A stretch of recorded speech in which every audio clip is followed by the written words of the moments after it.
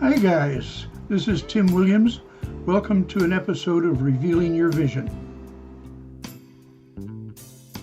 Please visit our club website, notchabovephodoclub.com, or join us at one of our monthly meetings in the beautiful North Country of New Hampshire's White Mountains. In part one of this series, Is There a Recipe for Post-Processing?, I explained why I'm using ON1 Photo RAW. Then we explored some of the concepts behind revealing your vision, and I shared my initial steps in post-processing a landscape image. These are the steps dealing with tone and color. Because these steps are necessary to achieving a technically correct image, they can at times resemble a recipe, albeit one in which you can change the ingredients. If you haven't yet watched part one, I would suggest you do that first. In part two, Beyond the Recipe, we explore how to go about adding artistic effects to your final image. Here we are back in the Browse module of ON1 Photo RAW. This version of the image we worked on in the first video reflects the changes we have made to tone and color, along with spot removal, lens corrections, noise reduction, and capture sharpening. One thing you'll notice right away is that any edits done in the Develop module carry over to the view in the Effects module. Before I start adding some artistic effects, let me give you a quick overview of the Effects page. On the left near the top you see two tabs, Presets and Filters. You can add one or more filters to the photo, adjust them to your liking, and then you have what ON1 calls an effect. Alternatively, you can choose from the presets, which are simply one or more filters that have been pre-configured to give a desired effect, and which you can also alter to your needs and save as your own preset. I prefer to work with individual filters, adding and adjusting them one at a time until I have what I want, and saving the combination for later use if I choose. Using the panel on the right is the easiest way to add filters, you guessed it, by clicking the Add Filter button. You'll notice as we progress that you can turn each filter on or off, and even rearrange their order in the filter stack. Still in the right panel and above the Add Filter button, you will find two tabs that look familiar from the Develop module, Overall Settings and Local Adjustments. Above that, at the very top, are three tabs labeled Navigator, Levels, and Info. Unless I have zoomed way in and need the Navigator view to pan, I prefer to keep Levels selected so that I can view the histogram as I make changes to the image. Way over to the left of the Presets or Filters panel, there is a vertical toolbar, which we won't use much in this video, except to mention that when you're working with local adjustments, you will see additional masking and brush tools appear in this toolbar.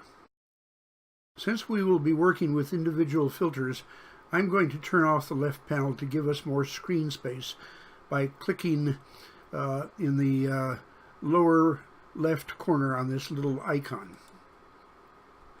You've probably noticed that there are no filters showing in the right panel because I haven't added any yet. In the interest of time, I'm going to perform a little sleight of hand here and jump to a view that shows all of the artistic filters I eventually used with this photo. But don't worry, we'll step through each filter one at a time in the order I added them. As we go, I'll explain what I'm trying to accomplish with each filter and how to do it. In the process, you'll gain some insight in what each filter does and how to modify it. The first filter I added was Dynamic Contrast, over here at the bottom of the stack on the right panel. This is without doubt one of my favorite filters and the one I often used first because of the almost magical way it adds detail and local contrast. I'll turn it on and off a few times by clicking the little orange circle here so that you can see the effects. This is off, and this is back on. Off and on. Now I'll drop down the dynamic contrast filter by clicking on the title so that we can see additional elements to the filter here below. The effect this filter has is much more noticeable if you're viewing it on your own monitor than it is in the video, but take my word for it, it's a very powerful filter. As you can see, we can adjust the dynamic contrast effect separately for small, medium, and large details, and this makes it a very powerful tool. It's easy to overdo things though. Remember one of my earlier tips: take care to avoid overly crunchy images. So let's see what settings I used. The first thing I did was click on the small gear icon on the right side of the title bar of this filter.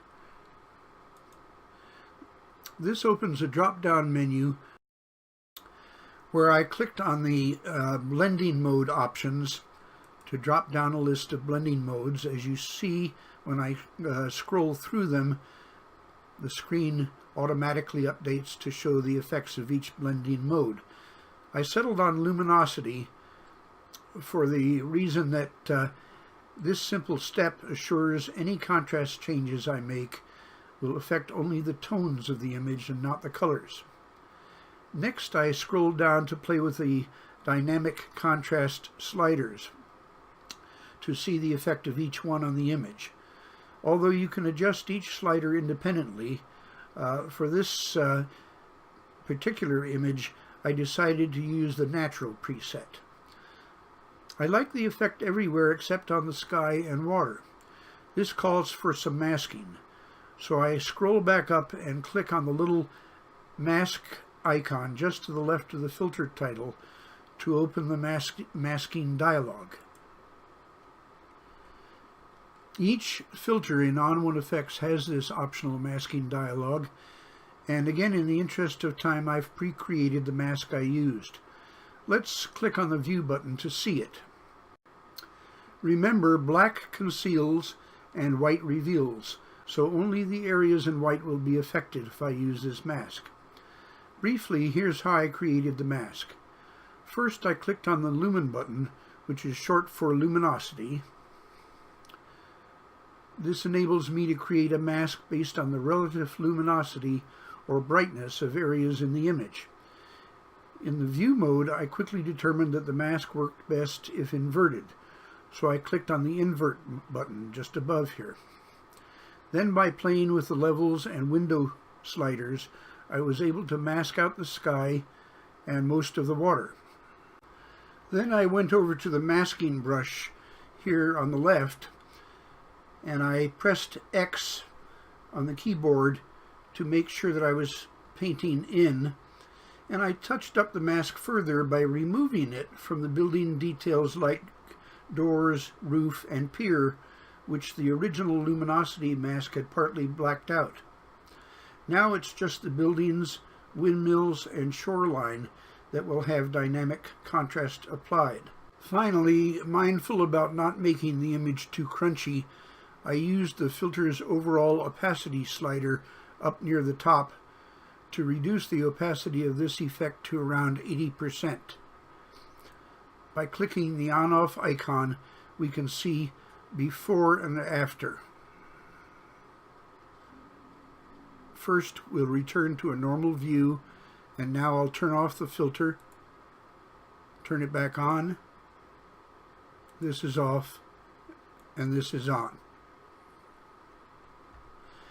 Now we'll hide the dynamic contrast panel by clicking on the little hide icon, but still leave this filter on, as you can see from the solid orange circle here. Next up is the HDR filter just above, which will add to the dynamic range of the photo. I'll turn it on and off here so you can see the effect it has. This is off, this is on. Off, on.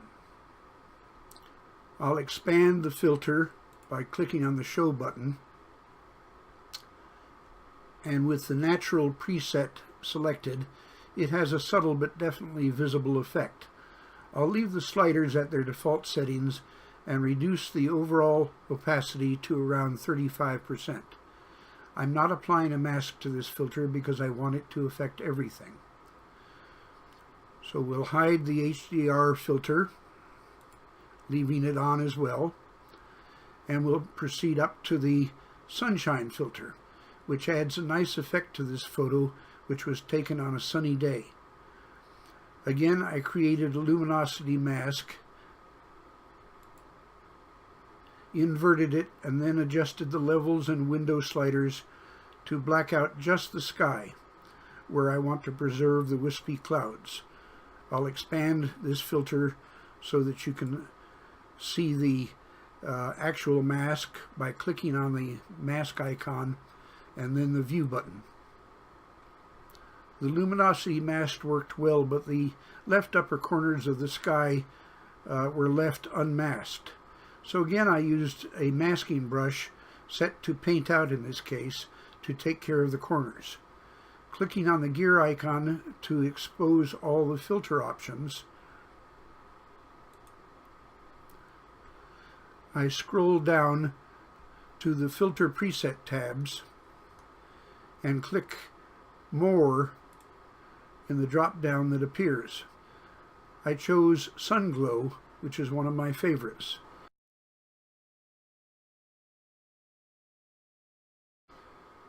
And then I reduced the overall opacity of this filter to around 60%, as you can see here. And by turning the filter on and off, you can see the effect. Off, back on again. The tone enhancer is the next filter. It does just what it says, adding a bit of clarity at the same time as enhancing the tone. I'll turn it on here. I want to use this filter to bring out the wispy clouds some more, as well as the details in the buildings and shoreline, but not in the water, where I want to keep it fairly smooth and less saturated. Neither a luminosity mask or a color range mask seem to work well here, so I turned to the masking brush instead.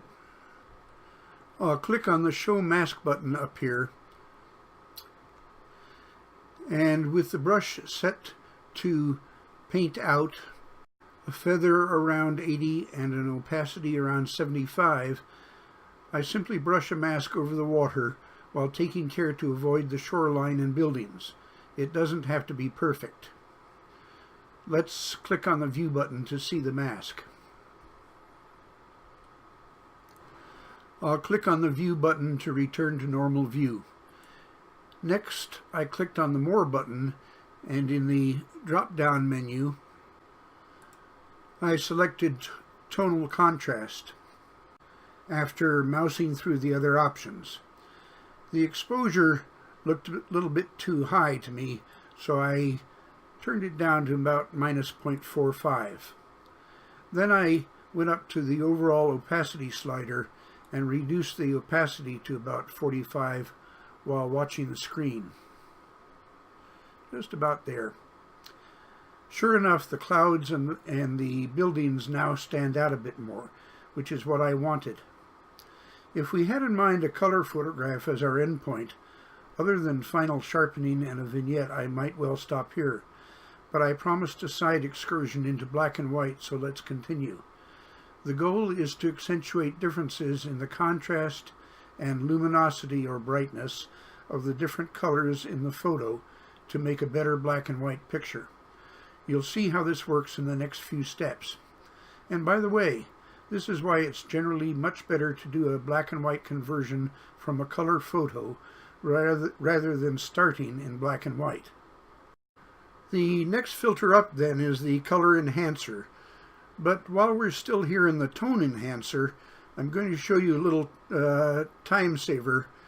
I'm going to make sure that I have the mask dialog open in this filter, and I'm going to go over and click on Copy. Now we can close the tone enhancer, and I'll scroll up to the color enhancer, and again make sure that I have the mask dialog open, and I'll go over and click Paste. You'll notice if I click on the View button that we've copied the same mask we were using before into this next filter, and it protects the water from the effects of anything I do in the color enhancer. I'll turn the mask view off again so that you can see the rather garish effects of this filter. But keep our goal in mind. Here's on, here's off, here's on again. I decided to leave the blending mode set to normal, so now I'm scrolling down to the color range portion of this filter. You'll notice there's a set of color chips right under the color range, all the way from red to magenta. By clicking on them individually, I worked with each of the color ranges one at a time, first turning up the saturation to better see what would happen as I pushed the brightness slider back and forth. I watched the screen to determine if there's a setting on either or both of these sliders that would help to better delineate local structures. Let's see just two examples so you can get the idea. For blue, which I'll click on here, I turned the saturation all the way up and the brightness all the way down. Let me zero out the brightness a second just so that you can see the effect. Here's the brightness zeroed out. Here's the brightness all the way down. Watch the effect on the sky as I do this, and remember we have the water masked out. See how these changes bring out the wispy clouds while creating an interesting contrast with the deep blue in both upper corners? Now let's play with orange. I'll click on the orange icon under the color range.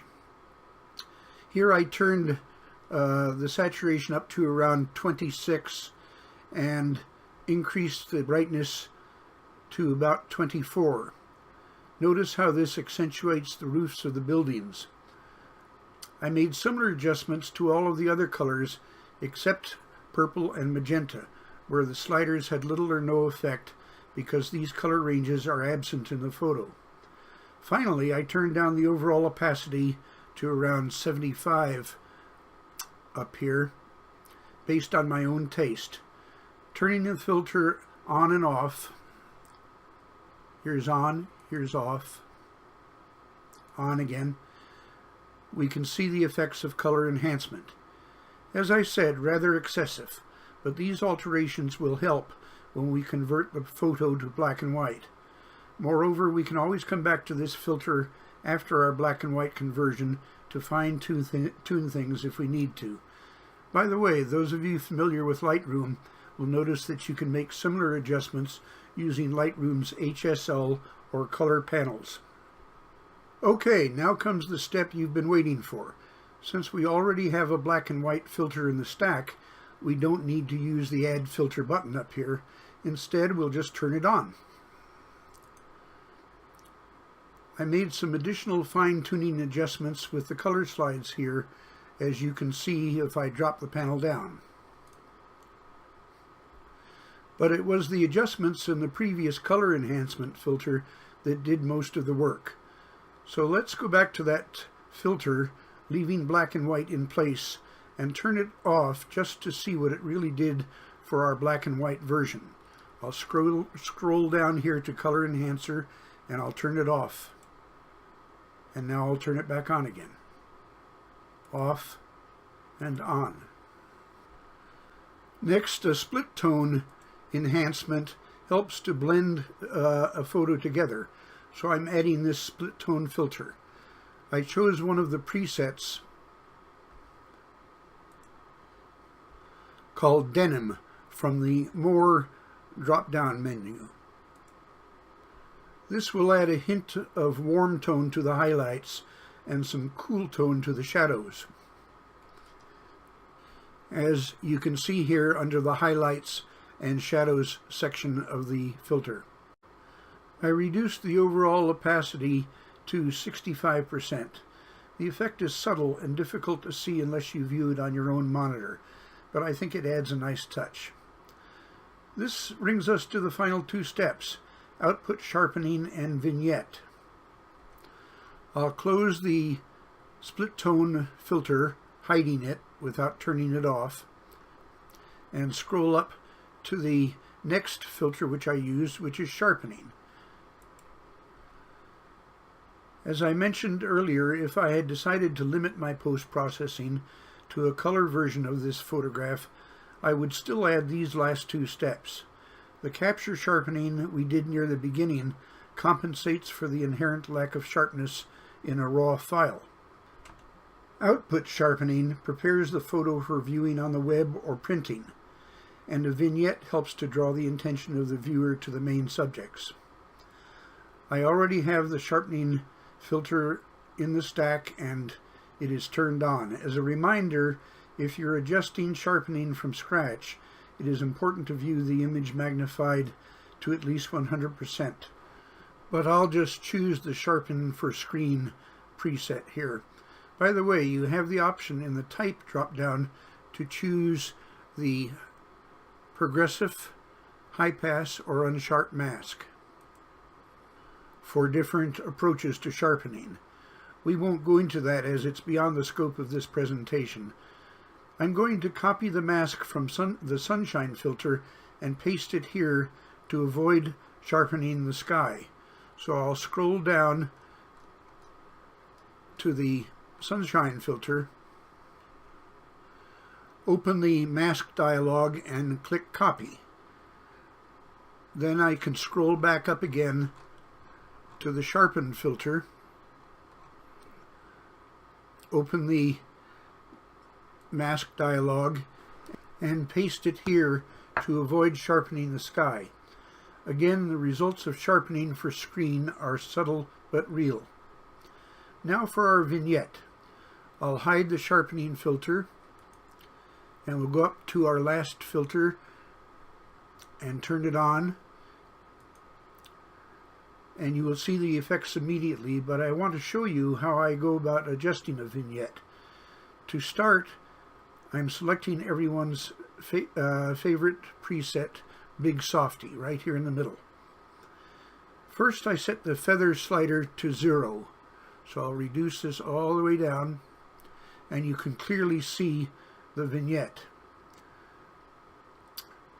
But I'll adjust the size and roundness next, according to taste. The roundness slider affects whether it's an oval or a round shape, and I'm going to choose about -24, and the size slider affects the size, of course, whether it's larger or smaller, and I'm going to select about 38 here, I think 38 or 39. Once I've done this, I make a preliminary adjustment to the brightness slider. You can see the effects here. If I go to the right, it lightens the vignette. If I go to the left, it darkens the vignette. Then I increase the feather once more, often at or close to 100%. Now I can make a final tweak to brightness. A vignette should be subtle. You should be able to see the difference as you turn the filter on and off. But with it on, the viewer should not be consciously aware it's there. So it's on at the moment. I'll turn it off, turn it back on. Here are the settings I chose. Brightness -35, size 38, feather 100%, and roundness -40. By clicking on the little gear icon, I could set the blending mode to luminosity, although this is not very important for a black and white image, obviously. And I drag the highlight slider to the right over here in order to protect the highlights from vignetting. So let's review the filters in the filter stack that we used for today's video, starting with the dynamic contrast, ending with a vignette. 9 different filters. But keep in mind that we would only have used the first 4 through Tone Enhancer if we had not been shooting for a black and white finish. Let's hit the backslash key again to compare where we started with and where we ended up. Here's the beginning and here's the end. Here's the start, here's the finish. So there you have it, start to finish post-processing of an unretouched RAW file using ON1 Photo RAW 2018. Your steps will vary with different photographs and different goals. This is how it should be. Both you and I will experience results that range from okay to great. Don't be intimidated or put off. As you learn, you will discover creativity is easier than it seems. So have fun revealing your vision. I hope you've enjoyed these videos. Please post your comments or suggestions for future topics. Check out our website at notchabovefotoclub.com and come visit us at one of the club's monthly meetings if you're near Bethlehem in the North Country of New Hampshire. I'm Tim Williams. Thanks for watching.